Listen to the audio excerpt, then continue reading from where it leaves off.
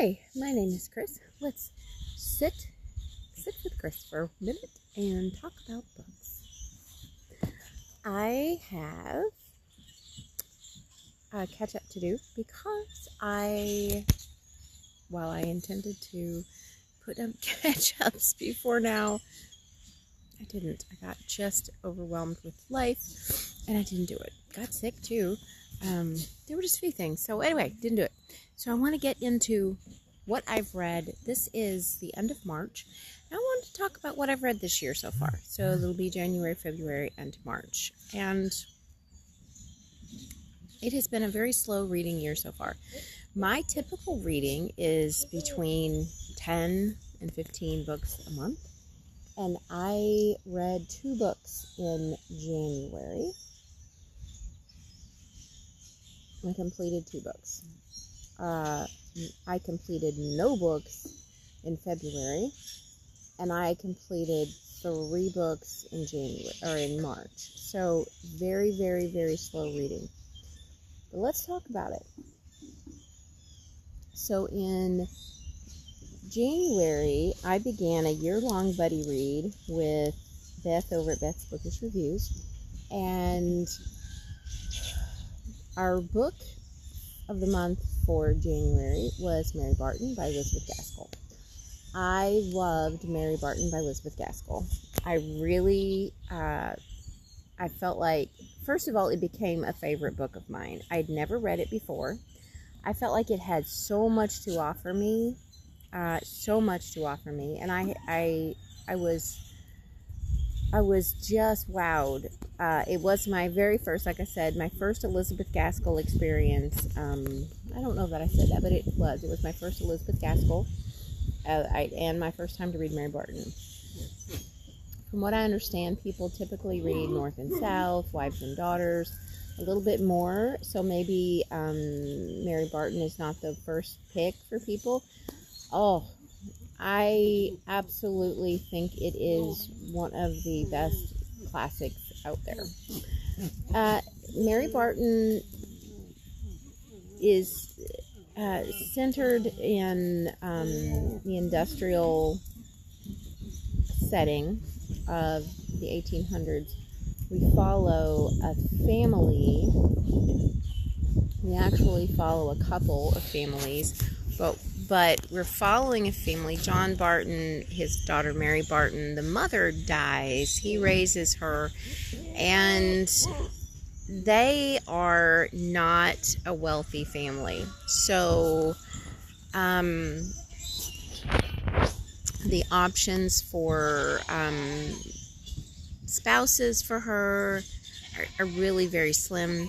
She feels the weight of the wind is going to pick up now. She feels the weight of this caste system, which is prevalent in English society at the time. And she finds a gentleman, a young man, who's showing her interest, and he is from a family that is one of the wealthy families. She has a young man who is from her own class who is in love with her, absolutely in love with her, but she allows her insecurity to direct her toward the young man who is from the higher class. And in her mind, she's thinking, look, see, I'm not just from this lower class society. Someone from an upper class society actually sees value in me, but he's only using her, and she doesn't realize that. It's really very sad, very human, and thus kind of begins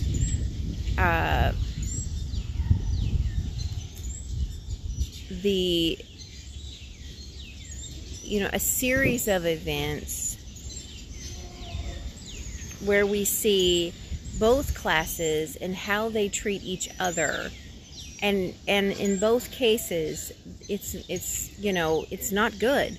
But do we find that, you know, what are the reasons that they both treat each other the way that they do? And that's where it gets interesting. You can really do some studies. There's an aunt who, it's Mary Barton's aunt. She ends up making a poor decision about a young man.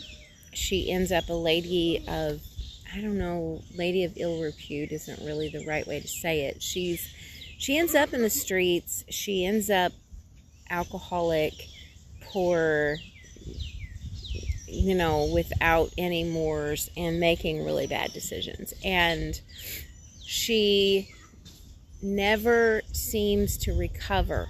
But what you see through the book is that even though she never seems to recover, she's always aware. People don't believe her because of her life choices, and there's a lesson in that. But she sees clearly things that are happening, and she's trying to give warning based on experience, and there's a lesson in that too. There are so many lessons, so many life lessons in this book. It actually is now a favorite of mine. I will read that one again and again. The second book that I read in January was Bridge to Haven by Francine Rivers. Now, this was a book that was a part of Oshina's book year-long reading challenge with kind of a book club situation. She has it set up in Fable, and she's using Fable and YouTube for Francine Rivers books. So this was the first book of the year for that reading challenge, and I had never read Bridge to Haven. I had tried to read it once, had found myself just losing interest very quickly, like the first page or so. And I had decided this time I would do it differently. This time I was going to read it, I was going to annotate while I read, because I felt like that might keep me interested. And it did. And it kept me interested until I was genuinely interested. But by then I was already doing it so much I just kept doing it. My whole book is written in, highlighted, tabbed, the whole thing. I found that there are a couple of things I would say about Bridge to Haven. It was an excellent book. I do not agree with the way that Abra in that book was handled. There are a couple of things. There is sexual content in that book, and so I would not hand it to a young person. And we often think, you know, it's Christian fiction, okay, it's safe, but it's not always safe. And so I, as an adult, as a parent, I would say read it for yourself first, and then decide for yourself if you are comfortable with your young person reading the book. You make that adult parental decision. That is your job. But I will tell you that it's there. And it is really Abra, just the backstory, a small part of the backstory. Abra was born under a bridge. She was left there for dead. And she was found by the local minister. He and his wife, and this was like back in the 50s, I think, he and his wife started raising her, but they did not adopt her. I was really unclear as to why they did not do that. And that was not addressed in the book, and it bothered me because I felt like, you know, of all things, that should surely be addressed in the book, but it wasn't. And so at some point, when Abra is very young, the wife of the minister dies, and then Abra is removed. The one person in her life that meant everything to her was that woman. She's lost now her mother, the only mother she's ever known in this woman, because she died. She then loses the only father she knows, because he decides the best thing is for her to live with a different family. And all of his reasons are not wrong, but the way he has handled the entire thing is wrong. She loses the only brother that she has. I mean, she loses everything, and then is not understood. People don't understand why she reacts and behaves the way that she does. And I'm just going to say, I mean, you do something like that to a child, you should expect that they're going to react and behave the way that she does. So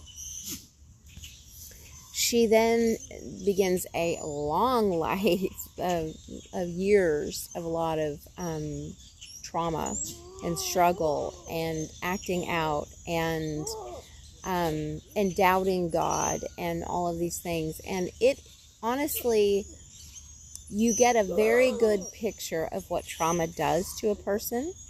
And then you get a picture of the way that typically it's talked about in Christian circles, especially during the 50s.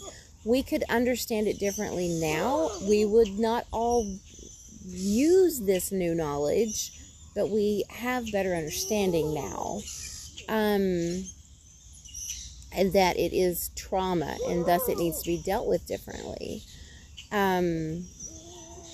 So I walked with Abra and felt so deeply for her through the whole thing. And I honestly felt so angry with all the people in her life and the way that they treated her and the way that they understood her. I believe that Francine Rivers, with her sexual content, I believe what she was trying to do. I don't know, but I believe what she was trying to do. I believe what she was trying to do was show what, the trauma and the worldly use of sex looks like, and then what a biblical view of it would look like. But I'm still, I just do not want to be that closely connected to someone's sexual behavior. So that is just something to keep in mind as you're reading it. I felt like, aside from that, it really was a very good book. As far as, I will not forget Abra. I just won't forget her. Then in February, I started reading The Forgotten Garden by Kate Morton. I do wish she'd stopped it because I'm trying to record. I started reading The Forgotten Garden by Kate Morton. Now, I had never read any Kate Morton books. That was the Buddy Read book. And again, I'd never read any Kate Morton. So I honestly didn't have anything that I could go by to really say, okay, I understand this. I couldn't say that. I didn't understand her writing. The first half of the book I read, is a very long book. The first half of the book I read during February.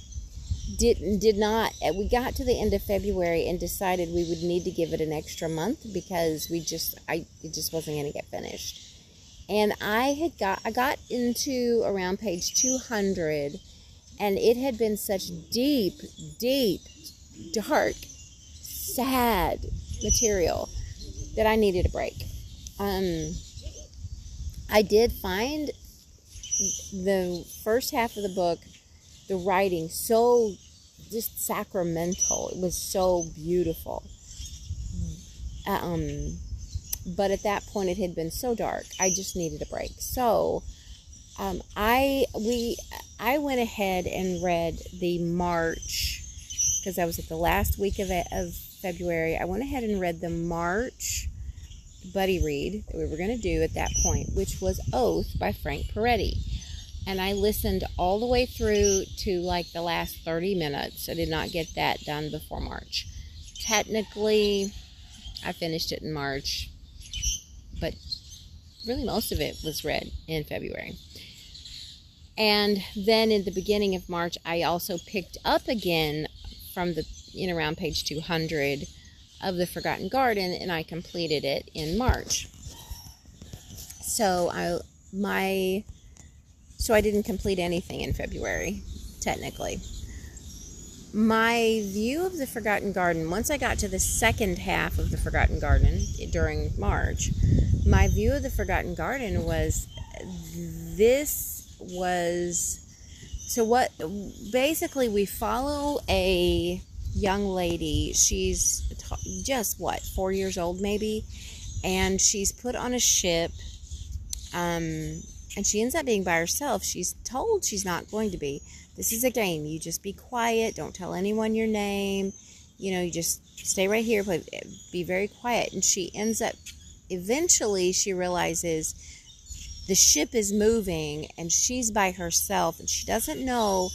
It's the authoress who has put her there, and she doesn't know where this authoress is, but she's like, at some point maybe she's going to show up and say surprise, and she doesn't know. So she ends up playing with these children and all of this, and then they get off of the ship. She's got her little suitcase.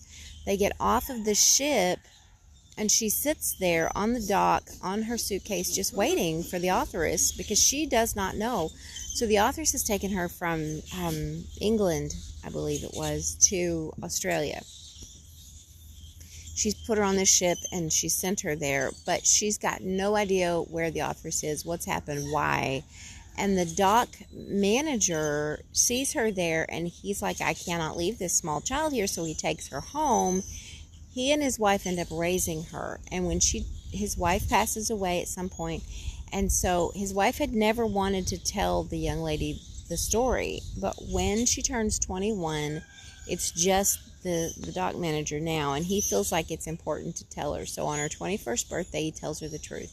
And it just sets off this spiral of emotions and events. She doesn't feel like she's part of her family anymore. She cannot be loved by her fiance anymore, because obviously he doesn't know who she is for real, because she doesn't even know who she is. So he doesn't choose to marry her, or she doesn't choose to marry him. And so just this whole spiraling of events, right? And so there's a long road. She does eventually marry. She does have a daughter who she does not have a good relationship with.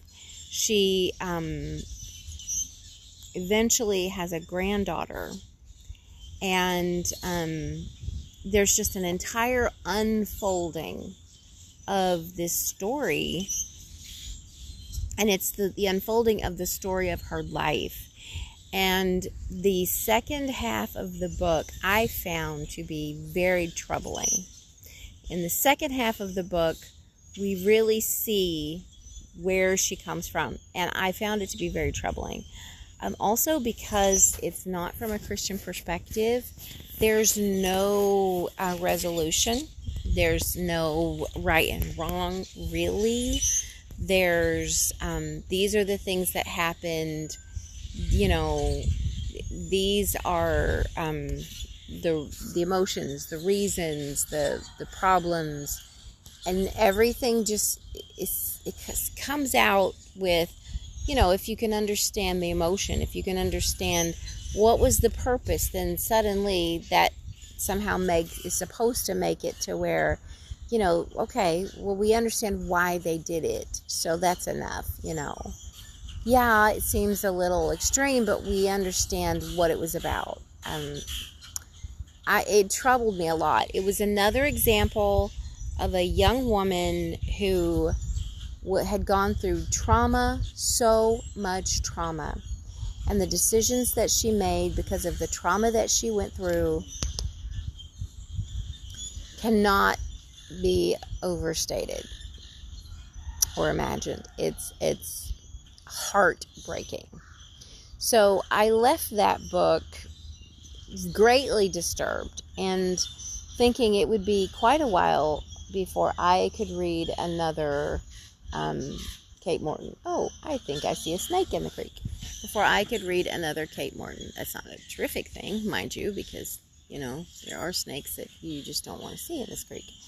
Yeah, that's a snake. Oh, okay. I'm looking to see if it's a water snake or a cottonmouth. I don't know which yet. But it's the first snake of the season for me. And it could be either one. It looks like, and it's important to me to know because I'm sitting right here, it looks like it might be I don't know. Possibly just a brown water snake. I don't know, but these are important details for me. But he's just kind of sitting there. I'm just looking for the markings on them. Usually they have some pretty good markings if they're the cottonmouths. I'll just keep my eyes open. Okay.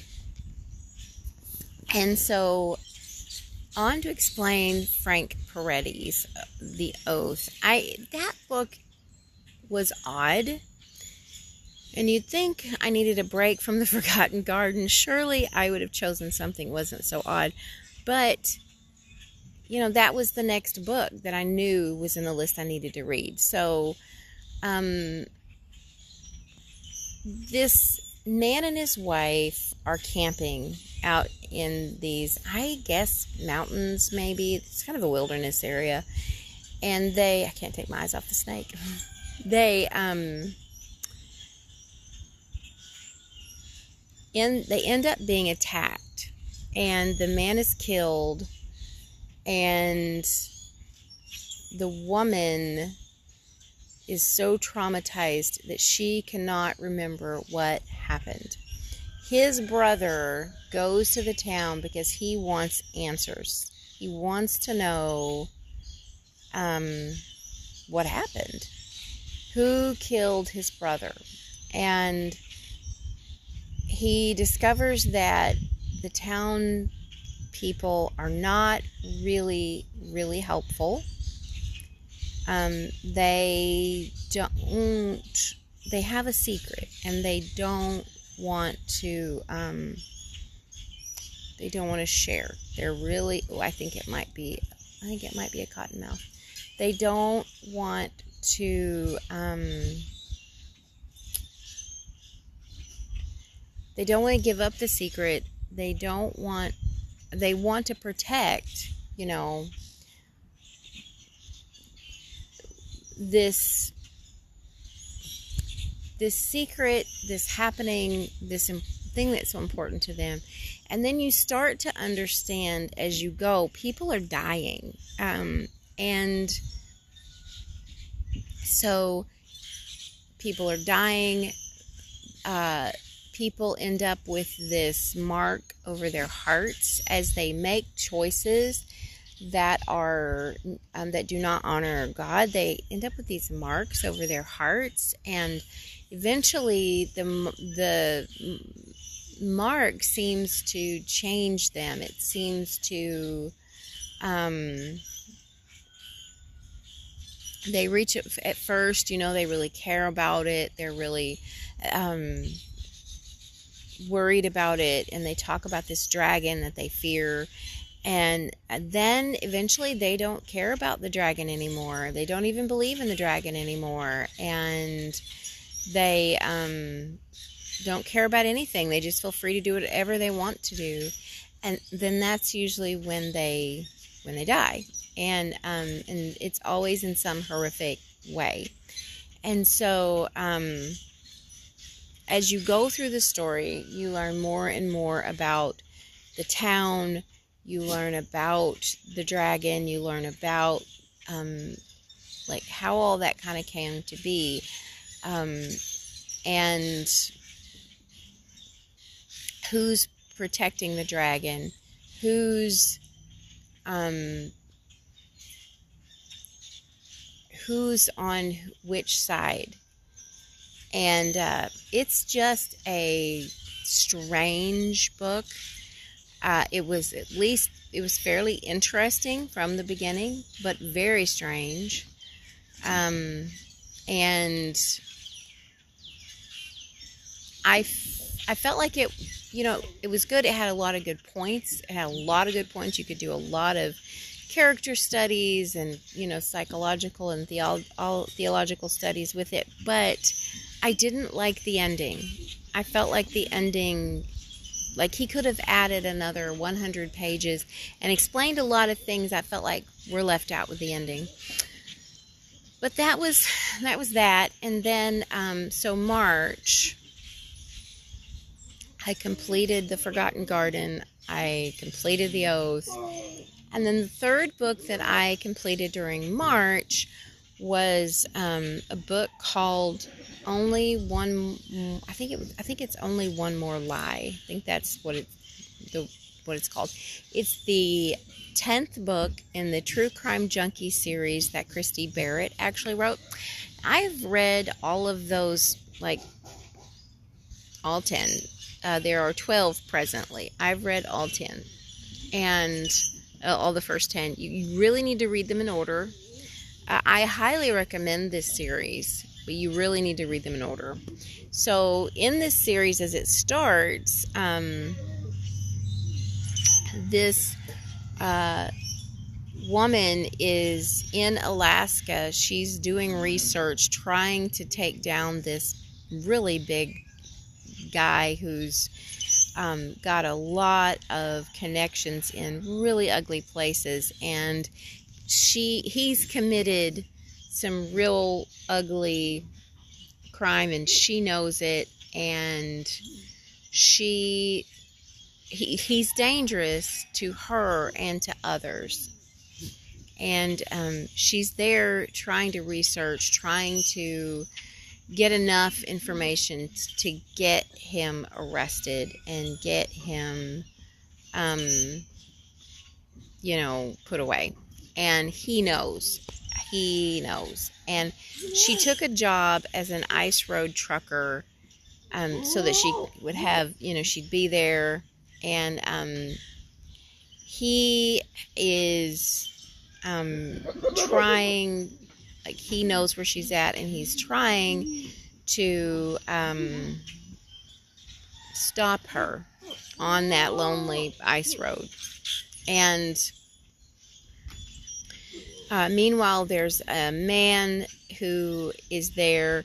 He's working a little bit of a travel, touristy thing for people who come there, while he's trying to find his fiance who's disappeared. And he happens to be on that same road when this guy sends someone after this woman. He saves her, has to save himself, and everybody at the same time. They end up working together, and they meet some others along the way pretty quickly, and they end up all working together. And they develop this true crime podcast, and they start solving crimes. And it starts with this one woman who they meet. She works at a kind of a out-of-the-way restaurant, motel thing in the middle of nowhere in Alaska. And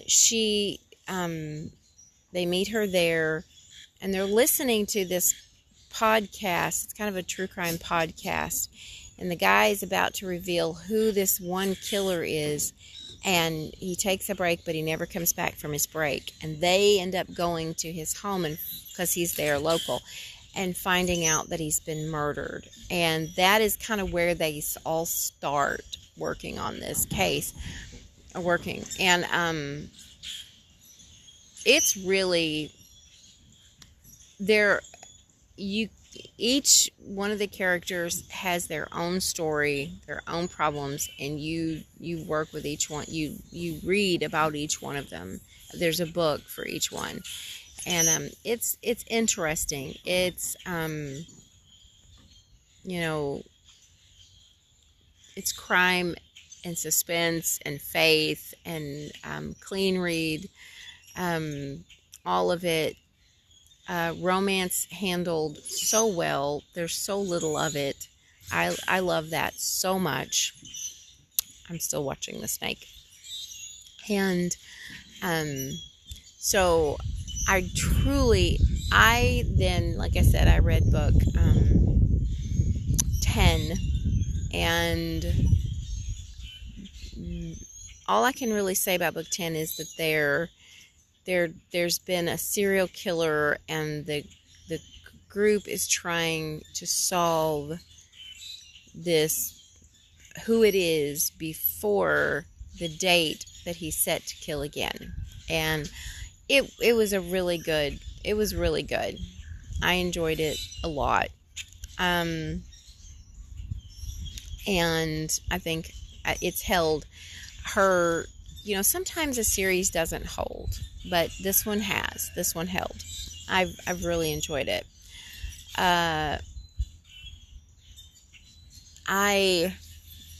think then that's all. So far as that's everything I've completed, and today is March 31st, so I am not going to complete another book before April. My April buddy read, is Lisa Scottolini, Someone Knows. So I will be sure and share about that one. I am 2 books behind on Oshina's Francine Rivers book reading. I cannot remember the name of one of them. The last one for March. I don't remember the name of that one. I didn't read it because I'd read it before. But the one from February was The Lady's Mind. And I tried listening to it. Just couldn't get into listening to it. So I opted to try to read it. And I've been slowly reading it on a Kobo. And I don't mind reading it. I just don't know how fast that I will get into it. I know in April she starts the Mark of the Lion series, and if you haven't read that one, and it looks like from the list, each one will be, April, May, and June. It's worth it. I think I just feel like Francine Rivers could do with less sexual tension. She could do with less. I don't know why she chooses to have that much. I'm not clear on that. I wish that she would explain it, but she could do with less. That said, if you can tolerate that part, which, is probably the most challenging part for me, because I just don't really care for that part. But if you can tolerate that part, there's a lot. You just put yourself, for instance, the Mark of the Lion series, you can really put yourself in the position of the people who were the first Christians and suffered so much, and what it really meant to be a Christian at that time. How much struggle, how much risk, how much fear they just lived. So much. It really put that in perspective for me. So that was really good. I'm trying to think if there's anything else. So I'm thinking about continuing on with the Mark of the Lion series. I've read it, but I might reread it. I'm not sure yet. I am reading a book by Tamara Alexander called Rekindled. I do believe I'll finish that in April. I'm not positive that I will, but I believe I will. The only one that I'm set to finish in April is Someone Knows by Lisa Scottolini. But I'm reading each day enough of Rekindled that I really think I'll finish it in April. It is so good, and if you have not read Tamara Alexander, I really recommend her. She is a Christian author. She writes well. she really writes well. She gets you invested in her characters early. She gets you really invested in the story. She keeps you interested. And there's a very strong faith element. And it's just been good. It's just been so good. I have felt myself really, really caring about the characters. And a lot of times in Christian fiction, it can feel so flat. I don't know why, but it can. Not always. Some authors really do such a good job. And what I'm seeing with this author is I truly, then this is my first book by Tamara Alexander, so we'll see what others bring, but at this point I could say just so good. And I've recommended this book already to someone else, and they're getting it to read. It's this particular book, this couple, it's called Rekindled. This couple has been married for 10 years. They live in Colorado Territory back in the 1800s. And they've lived on this ranch for 10 years. They've not been able to conceive a child. The husband has a lot of baggage from his upbringing. The wife has a lot of struggle because she married him, and she deals with who he is and his struggles, and they're very hard on her. And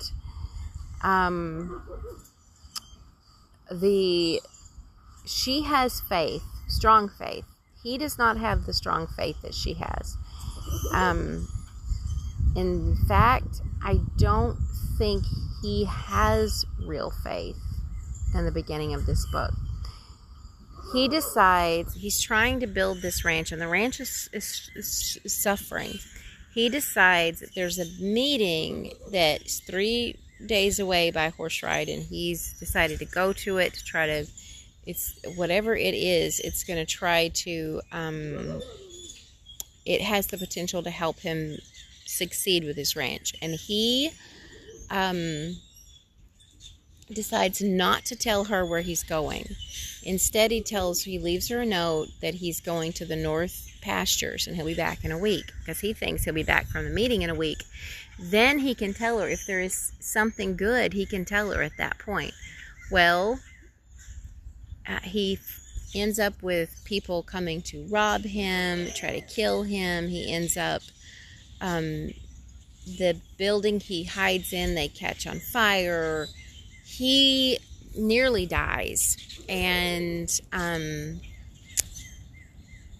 is found, and someone is bringing him back to health. But of course, it's a long road. And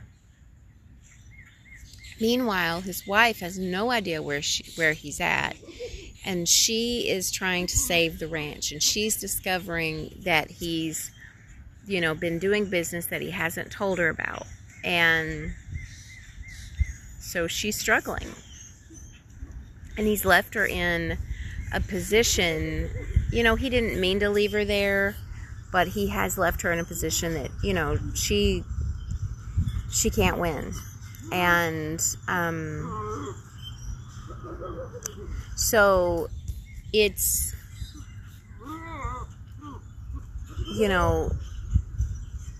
a lot of working through the feelings, and how do you work through your relationship with someone? How do you work through, remaining faithful to vows when you're learning, that this person really has problems? And how do you,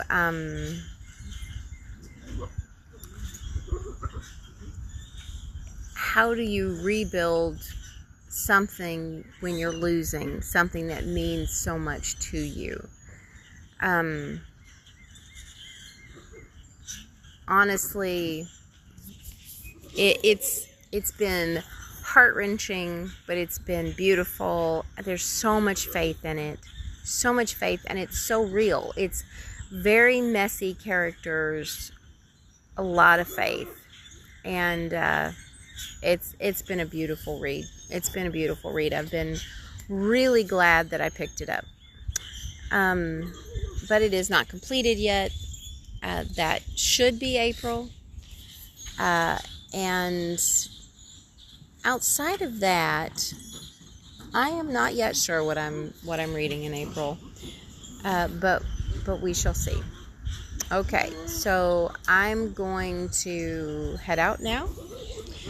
I thank you for being here with me and for this catch-up, this 3-month catch-up. I hope the year is finding you well so far.